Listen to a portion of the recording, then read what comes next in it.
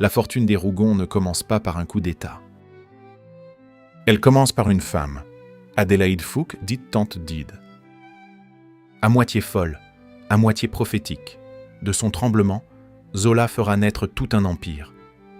Voici l'origine du cycle des Rougon-Macquart, une famille plantée dans le sol de 1851, arrosée par le sang du coup d'État. D'Adélaïde Fouque naissent 3 branches. Pierre Rougon, le fils légitime, la fin bourgeoise, Ursule Macquart, la lignée moyenne, domestique, Antoine Macquart, l'illégitime, le sang ouvrier, ivrogne. Zola énonce d'emblée sa thèse. La branche Rougon poursuivra le pouvoir. La branche Macquart poursuivra l'oubli. Les Mouret, entre les deux, ne feront que désirer. Ce n'est pas une allégorie. C'est une assignation clinique. La personnalité indexée sur la classe indexée sur l'histoire. Plassans est une petite ville, à moitié assoupie, à moitié conspiratrice. Les ragots, les salons, les cafés, voilà les véritables laboratoires du Second Empire. L'Empire n'est pas encore là, mais son désir vibre dans chaque chuchotement conservateur. Zola traite la ville comme une cocotte minute prête à exploser. Pierre Rougon et sa femme Félicité sont d'âge mûr, contrariés, un peu ridicules. Ils ont tenté de s'élever, ils ont échoué. Ils attendent désormais un coup de fortune. Leur fils aîné, Eugène, devient un proche de Louis-Napoléon.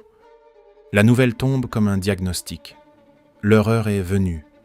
Le coup d'État de décembre 1851 sera leur échelle. Pierre et Félicité ne sont pas des fanatiques.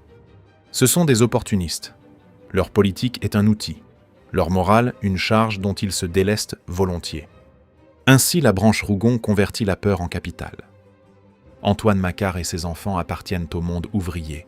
Ils sont le corps de la ville, non son esprit. Ce sont eux qui marcheront, qui combattront, qui mourront. Silver Mouret, fils d'Ursule, incarne l'idéal romantique. Miette, enfant d'un braconnier condamné, est l'insurgé au drapeau. Ensemble, ils choisissent de rejoindre la milice républicaine marchant sur Plassans.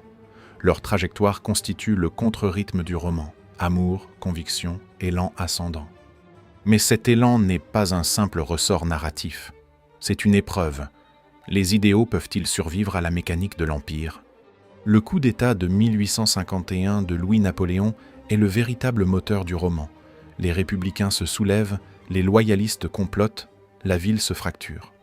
Silver et Miette conduisant les insurgés vers Plassans avec un espoir désespéré, presque théâtral. Pendant ce temps, Pierre Rougon rassemble les loyalistes dans son salon jaune. La bourgeoisie ne marche pas, elle orchestre.